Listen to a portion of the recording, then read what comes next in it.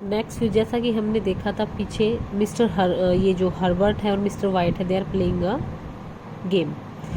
सो Herbert कहता mate, mister White with an outbreak of disgust and sweeping the chessmen off the board, that is the worst thing living so far out, your friends can not come for a quite chat and you addle your brain over a confounded. तो थोड़ा सा मतलब क्योंकि वो थोड़ा सा disgusted हो जाता है, तो कहता है ये बहुत ही बेकार की लाइफ है बिल्कुल, यहाँ पर बाहर इतनी दूरी पर रहना, यहाँ तो किसी के दोस्त भी इतनी दूर नहीं आ सकते और आदमी अपना माथा पटकता रहता है।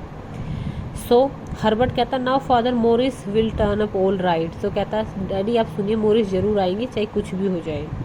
फिर मिस्टर वाइट कहते हैं स्टिल इन अ टेम्पर, वो अभी भी थोड़े गुस्से में है, lovers lane Fulham ho off all the beastly slushy out of the way places to live in, path away a dog and the road's torrent to Mrs. White who has risen and is at his side. What is the county council thinking of? That is what I want to know, because of this is the only house in the road. It doesn't matter if nobody can get near it, I suppose. तो कहता है हाँ lovers लेन है, ये Fulham है, वाव कितना अच्छा है, कितनी घटिया, कितनी कीचड़ और रास्ते से दूर हट कर यहाँ रहने की कोई जगह नहीं है। जो यहाँ पर जो पगडंडी है वहाँ पर दलदल बनी हुई है, सड़क एक पूरी नदी बन चुकी है और मिसिज वाइट से जो कि खड़ी हुई है वो उनके बगल में आ गई है और कहते हैं यहाँ की प्रांत परिषद क्या सोच रही है। अपनी वाइफ को कहते हैं कि आप तो यहाँ की कंट्री काउंसिल हो, आप तो क्या सोच रहे हो, मैं पूछ रहा हूँ आपसे, क्योंकि सड़क के किनारे एक यही घर है, इसलिए उनके लिए कोई फ़र्क नहीं पड़ता कि यहाँ कोई पहुँच सकता है या नहीं, और मुझे तो ऐसा ही लगता है। तो मिस्टर वाइट थोड़े गुस्से में कि उनका घर कुछ ऐसी जगह है जहाँ पर कोई आसानी से आ ही नहीं सकता है। फिर मिसिज वाइट कहती है never mind dear, perhaps you will win tomorrow. कहती है कोई नहीं, आप चिंता मत कीजिए, आप कल जीत जाएंगे। तो मिसिज वाइट को लगता है कि ये गेम में हार गए, इसलिए इतने गुस्सा हो गए हैं। फिर मिस्टर कहते हैं White perhaps I will, what do you mean? Bust out laughing, there you always you know what is going on inside of me, don't you mother. तो वो कहता है कि मैं तुम कहना क्या चाहती हो। अचानक से फिर वो हंसने लग जाता है। फिर वो कहते हैं तुम तो हमेशा से जानती हो कि मेरे अंदर क्या चल रहा है, क्यों mummy?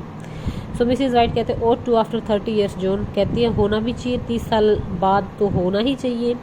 She goes to the dresser, और ड्रेसर के पास जाती है और वहाँ पर ट्रे में कुछ जो गिलास पड़े होते हैं उनको पोंछने लग जाती है, और वो मिस्टर वाइट है वो उठ के जाते हैं और अंगीठी के पास जाके अपना पाइप सुलगाने लग जाते हैं। सो हर्बर्ट डाउन द सेंटर वो आता है, and it is not such a bad place dad, after all one of the few old fashion houses left near London, none of your stucco villas, home like I call it, and so do you, and or would you have bought it? तो कहते हैं, फिर Herbert कहता है कि और dad आखिर ये कोई इतनी बुरी जगह भी नहीं है, पुराने डिज़ाइन के मकानों की अगर बात की जाए तो लंदन के समीप एक यही बचा है, यहाँ कोई सीमेंट चूने का बना हुआ आज का बंगला नहीं है अच्छा सा जिसे मैं कहूँगा, और आप भी ऐसा ही समझते, नहीं तो आप इसे खरीदते ही, इसका आपको इसे खरीदना ही नहीं था। मिस्टर वाइट एक सिगरेट बनाता है। मिस्टर वाइट कहते हैं राइट साइड से ग्रोलिंग करता हुआ बड़बड़ाता हुआ कहता है nice job I made of that too with 200 pounds owing on it. कहता है कि मैंने इस बढ़िया काम कर दिया था और इसके लिए मुझे 200 पाउंड देने पड़े थे।